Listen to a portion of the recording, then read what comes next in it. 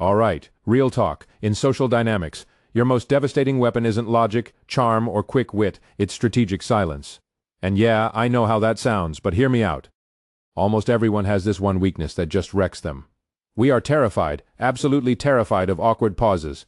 The second a conversation goes quiet, that feeling hits you like a wave of cringe and you just start filling the space with anything. Random topics, over-explaining yourself, agreeing to stuff you don't even believe in, just to keep things moving. That's exactly how you lose the power in any interaction, every single time. So here's what we're going to do today. I'm going to show you something that top negotiators, elite interrogators, dark psychology experts, they all use this. I'm calling it tactical silence, and I'm breaking down the full 4-HWA rhythm system. 3 numbers, 3 seconds increments, and it's going to change how you hold yourself in literally any conversation. You'll see how just a few seconds of quiet can completely flip the mental script on someone, make them doubt themselves, get inside their head without you having to say a single word. Let's get into it. First, we gotta understand why this even works. Why are humans so scared of silence? And honestly, it goes back way further than you'd think. We're talking hundreds of thousands of years. Back in primitive tribes, if people were talking to you, if there was this constant back and forth, that meant you were accepted, you belonged. But the second that stopped, silence. And in that world, silence meant rejection. It meant people were starting to distance themselves from you, and out in the wild, away from the group. That was basically a death sentence. That fear, it's still in you. Right now, the second a conversation goes quiet, your brain starts dumping cortisol, you get restless, your heart rate spikes, and your whole body is just screaming at you to say something, anything, even if it's total nonsense. Here's the thing though, in modern life, in business, in relationships, that instinct is a liability, and manipulators know this better than anyone. They wait for you to panic, they wait for you to fill every single gap with words, and then they watch you give up ground you didn't have to give up. Think about it. How many times have you dropped your price because you couldn't handle the awkward silence in a negotiation? How many times did you apologize first in an argument just to break the tension? Yeah, all of us. Now here's where it gets interesting. There's this phenomenon in psychology called the 4-second rule, and it is the breaking point of human social defense. Here's how it works. Normal conversation, people are going back and forth, breathing, flowing. But the second you stay quiet after someone finishes talking and you just let the seconds tick by, something starts happening in their head. At 1 second they think you're just thinking. No big deal. At 2 seconds doubt starts creeping in. By 3 seconds they're feeling the pressure. And at 4 seconds that's the threshold. Their brain goes into full overdrive mode. They're thinking, did I say something wrong? Do they see through me? Are they mad at me? And that anxiety? It forces them to either defend themselves or try to smooth things over. Which usually means they start talking more, explaining more, offering more, voluntarily. Without you even asking. Research on conversational patterns backs this up. Silence, used the right way, is more powerful than any comeback you could come up with. Alright, so now let's talk about the actual system.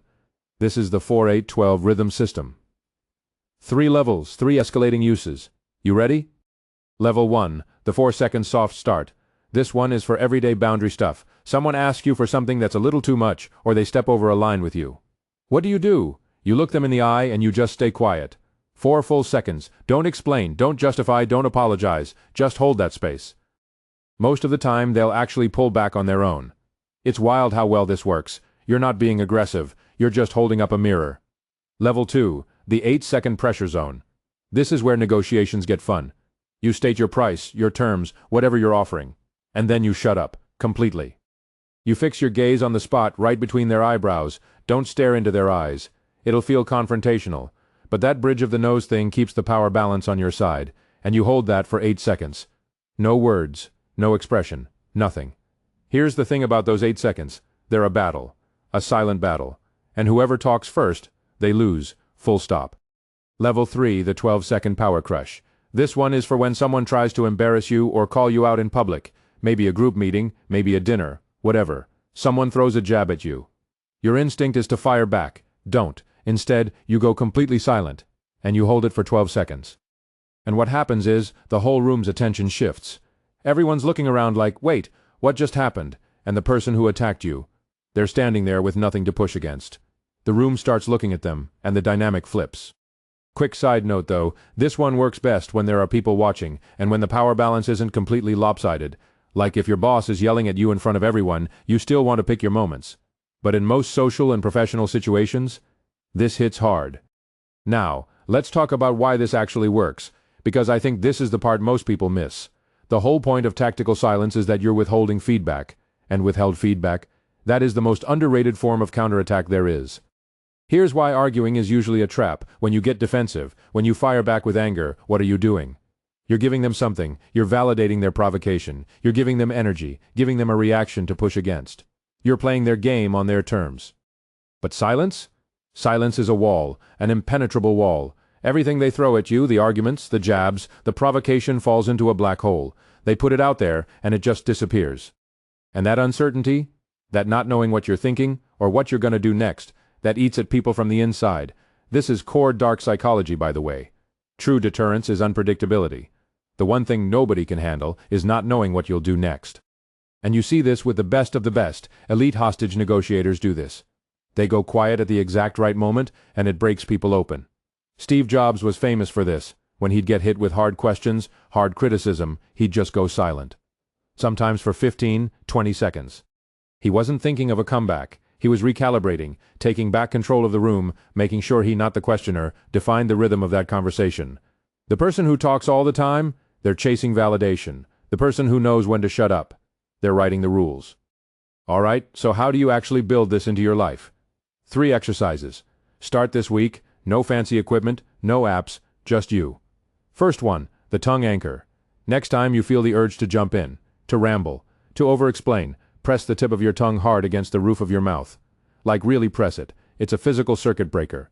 It gives you that half-second pause you need to choose your response instead of just reacting. Second one, the nose bridge gaze. Stop staring into people's pupils when you're talking. It's more intense than you think, and sometimes it makes you feel uncomfortable, which defeats the whole purpose. Instead, focus on the bridge of their nose. It's subtle, they'll never notice, but it keeps you grounded, and it gives you that quiet psychological edge. Your state stays calm. That's the whole point. Third one, breathe through it.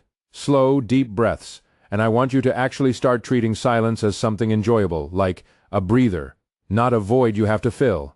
Every single time you sit with an awkward moment and you don't rush to fix it, you're rewiring how your nervous system responds to quiet. You're building what I call the silence muscle. Here's the thing. Silence is not weakness. It is your right to define the terms of every single interaction you walk into. Once you stop rushing to fill every gap, once you stop performing for every silence, you stop being reactive, and you become the one who controls the whole game. So here's my question for you. In any relationship, any dynamic, whoever's talking the most, do they really have the power, or is it the one who chooses exactly when to stay quiet? Drop your answer in the comments. I read every single one. And if you want to go deeper on this, if you want the full tactical pause scripts, scenario breakdowns, the whole system laid out in detail, it's all in the link below. Go check it out. I'll see you in the next one.